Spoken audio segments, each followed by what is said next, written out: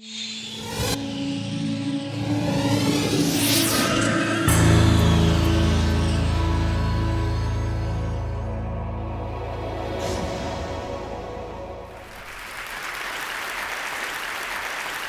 feels like we're all suffering from information overload or data glut.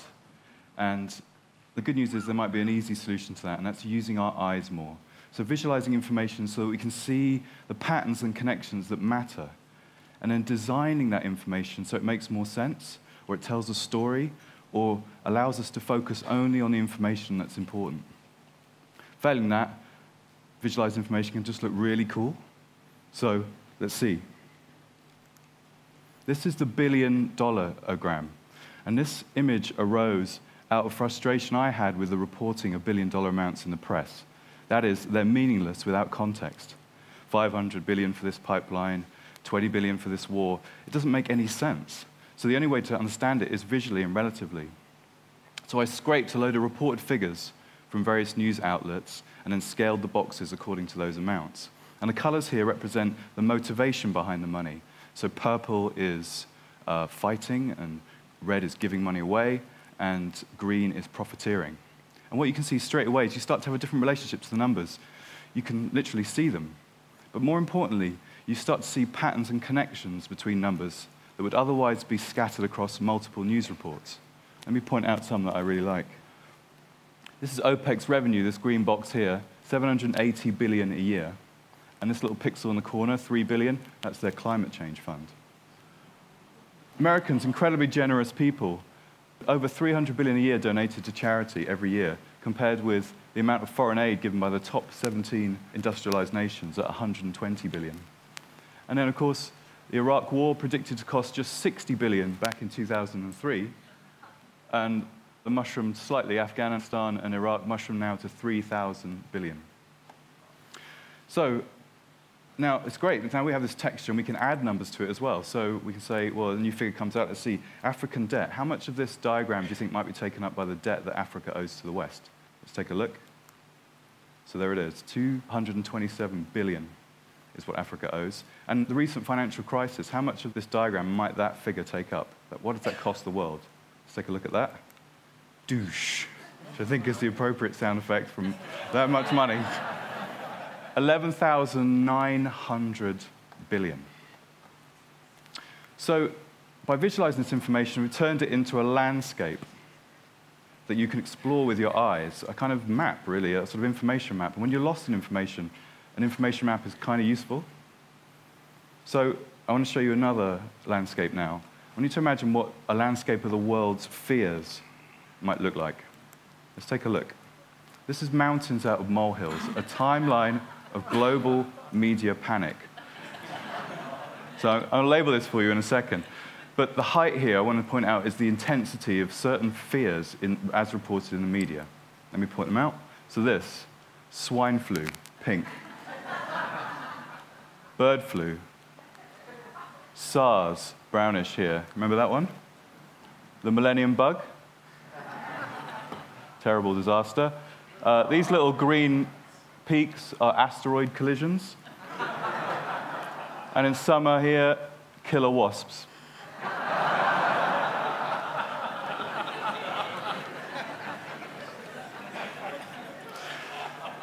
So these are what our fears look like over time in the media. But what I love, and I'm a journalist, and what I love is finding hidden patterns. I love being a data detective, and there's a very interesting and odd pattern hidden in this data that you can only see when you visualize it.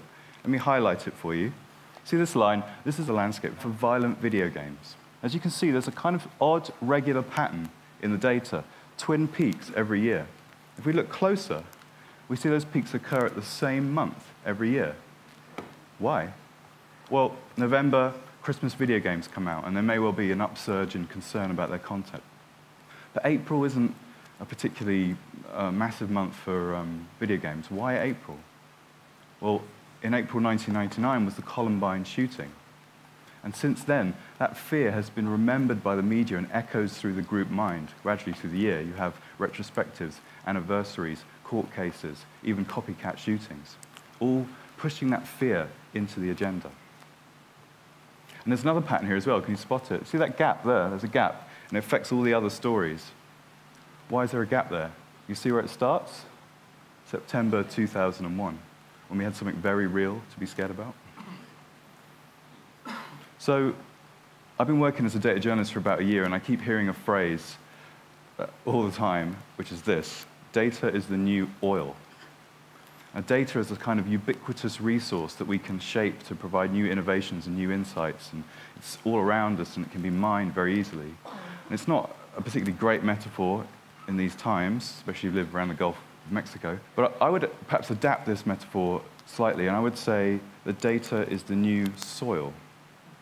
Because for me, it feels like a fertile, creative medium. Over the years, online, we've laid down a huge amount of information and data, and we irrigated it with networks and connectivity, and it's been worked and tilled by unpaid workers and governments. And all right, I'm kind of milking the metaphor a little bit, but it's a really fertile medium. And it feels like visualizations, infographics, data visualizations, they feel like flowers blooming from this medium. But if you look at it directly, it's just a load of numbers and disconnected facts. But if you start working with it and playing with it in a certain way, interesting things can appear and different patterns can be revealed. Let me show you this. Can you guess what this data set is? What rises twice a year, once in Easter, and then 2 weeks before Christmas, has a mini peak every Monday, and then flattens out over the summer? I'll take answers. Chocolate? You might want to get some chocolate in. Any other guesses? Shopping. Yeah, retail therapy might help. Sick leave, yeah, you'll definitely want to take some time off. Shall we see?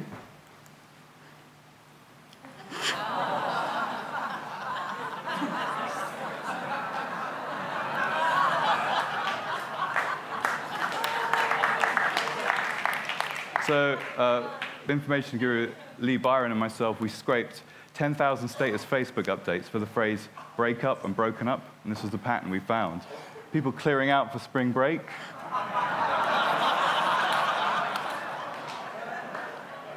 Coming out of very bad weekends on the Monday, being single over the summer, and then the lowest day of the year, of course, Christmas Day. Who would do that? So there's a titanic amount of data out there now, unprecedented. But if you ask the right kind of question or you work it in the right kind of way, interesting things can emerge. So information is beautiful, data is beautiful. I wonder if I could make my life beautiful. And here's my visual CV. I'm not quite sure I've succeeded. Pretty blocky, colors aren't that great. But I wanted to convey something to you. I started as a programmer, and then I worked as a writer for many years, about 20 years in print, online, and in advertising. And only recently have I started designing. And I've never been to design school. I've never studied art or anything. I just kind of learned through doing. And when I started designing, I discovered an odd thing about myself. I already knew how to design, but it wasn't like I was amazingly brilliant at it, but more like I was sensitive to the ideas of grids and space and alignment and typography. It's almost like being exposed to all this media over the years had instilled a kind of dormant design literacy in me. And I don't feel like I'm unique. I feel like every day, all of us now are being blasted by information design. It's being poured into our eyes through the web. And we're all visualizers now, and we're all demanding a visual aspect to our information. And there's something almost quite magical about visual information. It's effortless. It literally pours it in. And if you're navigating a dense information jungle, coming across a beautiful graphic or a lovely data visualization, it's a relief. It's like coming across a clearing in the jungle. And I was curious about this, so it led me to the work of a Danish physicist called Tor Noritranders. And he converted the bandwidth of the senses into computer terms. So here we go. This is your senses pouring into your senses every second. Your sense of sight is the fastest. It has the same bandwidth as a computer network. Then you have touch, which is about the speed of a USB key. And then you have hearing and smell, which is the throughput of a hard disk. And then you have poor old taste, which is like barely the throughput of a pocket calculator. And that little square in the corner, 0.7%, that's the amount we're actually aware of. So a lot of your vision is pouring, the bulk of it is visual, and it's pouring in, it's unconscious. And the eye is exquisitely sensitive to patterns in variations in color, shape, and pattern. It loves them. It calls them beautiful. It's the language of the eye. And if you combine the language of the eye with the language of the mind, which is about words and numbers and concepts, you start speaking two languages simultaneously, each enhancing the other. So you have the eye, and then you drop in the concepts, and that whole thing, it's two languages both working at the same time. So we can use this new kind of language, if you like, to alter our perspective or change our views. Let me ask you a simple question with a really simple answer. Who has the biggest military budget? It's got to be America, right? Massive. 609 billion in 2008, 607 rather. So massive, in fact, that it can contain all the other military budgets in the world inside itself. Gobble, gobble, gobble, gobble, gobble. Now, you can see Africa's total debt there and the UK budget deficit for reference. So that might well chime with your view that America is a sort of warmongering military machine out to overpower the world with its huge industrial military complex. But is it true that America has the biggest military budget? Because America is an incredibly rich country. In fact, it's so massively rich that it can contain the 4 other top industrialized nations' economies inside itself. It's so vastly rich. So its military budget is bound to be enormous. So to be fair and to alter our perspective, we have to bring in another data set. That data set is GDP, or what the country's earning. Who has the biggest budget as a proportion of GDP? Let's have a look. That changes the picture considerably. Other countries pop into view that you perhaps weren't considering, and America drops into 8th. Now, you can also do this with soldiers. Who has the most soldiers? It's got to be China, of course, 2.1 million. Again, chiming with your view that China has a militarized regime ready to mobilize its enormous forces. But of course, China has an enormous population. So if we do the same, we see a radically different picture. China drops to 124th. It actually has a tiny army when you take other data into consideration. So absolute figures, like the military budget, in a connected world kind of don't give you the whole picture. They're not as true as they could be. We need relative figures that are connected to other data so that we can see a fuller picture. And then that can lead to us changing our perspective. As Hans Rosling, the master, my master, said, let the data set change your mindset. And if that can do that, maybe it can also change your behavior. Take a look at this one. I'm a bit of a health nut. I love kind of like taking supplements and being fit, but I can never understand what's going on in terms of evidence. There's always conflicting evidence. Should I take vitamin C? Should we take in wheatgrass? So this is a visualization of all the evidence for nutritional supplements. This kind of diagram is called a balloon race. So the higher up the image, the more evidence there is for each supplement. And the bubbles correspond to popularity as regards to Google hits. So you can kind of immediately apprehend the relationship between efficacy and popularity. But you can also, if you grade the evidence, sort of do a worth it line. And so supplements above this line are worth investigating, but only for the conditions listed below. And then supplements below the line are perhaps not worth investigating. Now this image constitutes a huge amount of work. We scraped like 1,000 studies from PubMed, the biomedical database. And we compiled them and graded them all. And it was incredibly frustrating for me because I had a book of 250 visualizations to do for my book. And I spent a month doing this, and I'd only filled 2 pages. But what it points to is that visualizing information like this is a form of knowledge compression. It's a way of squeezing an enormous amount of information and understanding into a small space. And once you've curated that data, and once you clean that data, and once it's there, you can do cool stuff like this. So I converted this into an interactive app. So I can now generate this application online, this visualization online, and I can say, yeah, brilliant. So it spawns itself. And then I can say, well, just show me the stuff that affects heart health. So let's filter that out. So heart is filtered out, so I can see if I'm curious about that. I think, no, I don't want to take any synthetics. I just want to see plants and just show me herbs and plants. There we go, all the natural ingredients. Now this app is spawning itself from the data. The data is all stored in a Google Doc, and it's literally generating itself from that data. So the data is now alive. This is a living image. And I can update it in a second. New evidence comes out. I just change a row on a spreadsheet. Douche.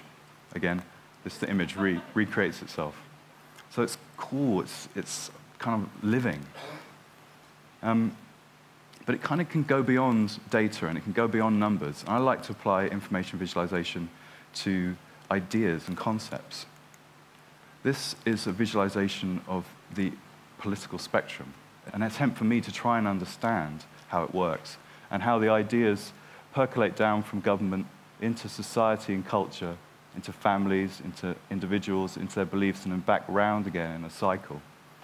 What I love about this image is it's made up of concepts that explores our worldviews, and it helps us, or it's helped me anyway, to see what others think and to see where they're coming from. And it feels just incredibly cool to do that. And what was most exciting for me designing this was that when I was designing this image, I desperately wanted this side, the left side, to be better than the right side, being a kind of journalist, a left-leaning person.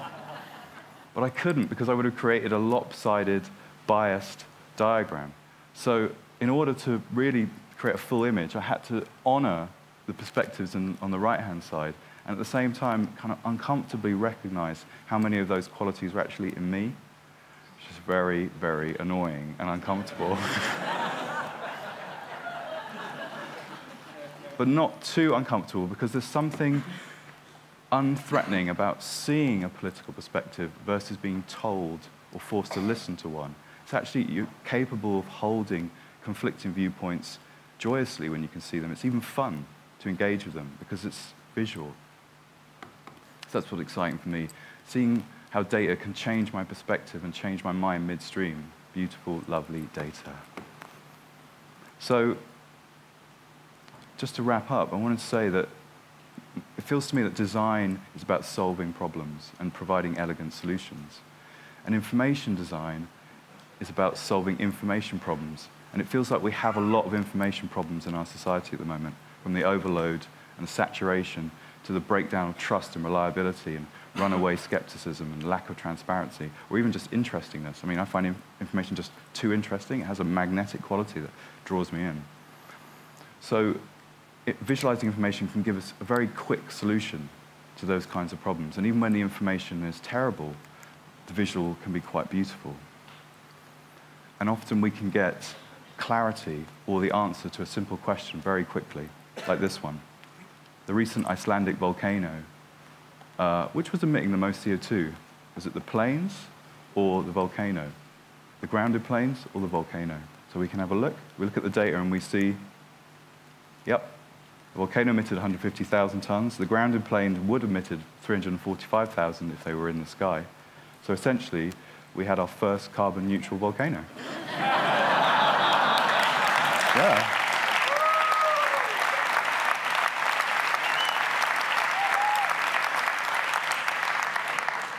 And that is beautiful. Thank you.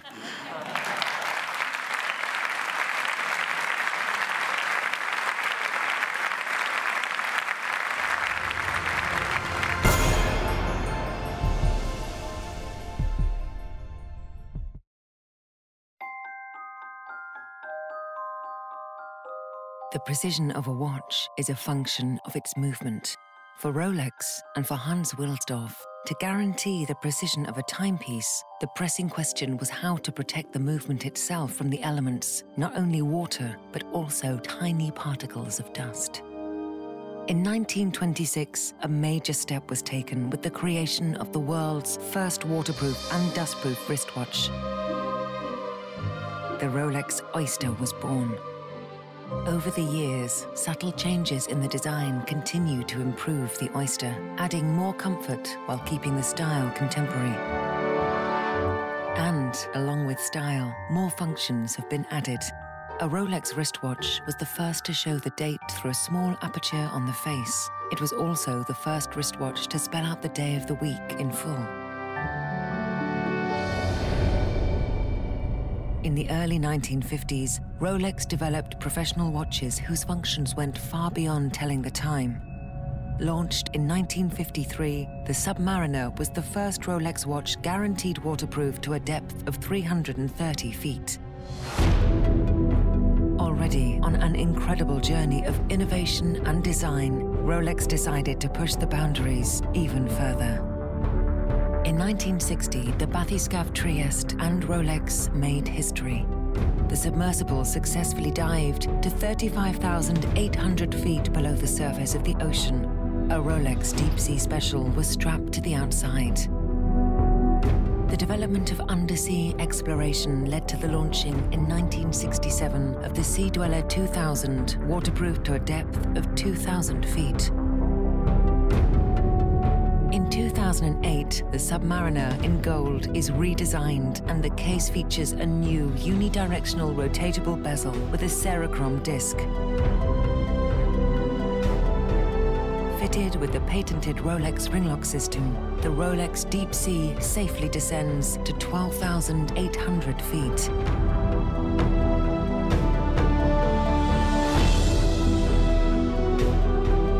Rolex has incorporated countless hours and more than a century of experience, years of research, innovation, and development into every one of its models. And the benefits arising from this work, including waterproofness, precision, and durability, are the result of Rolex's continuous pursuit of perfection. From the most elegant and prestigious models to the professional timepieces, all are exquisitely crafted. Piece by piece, we design and manufacture every single watch. And the story continues.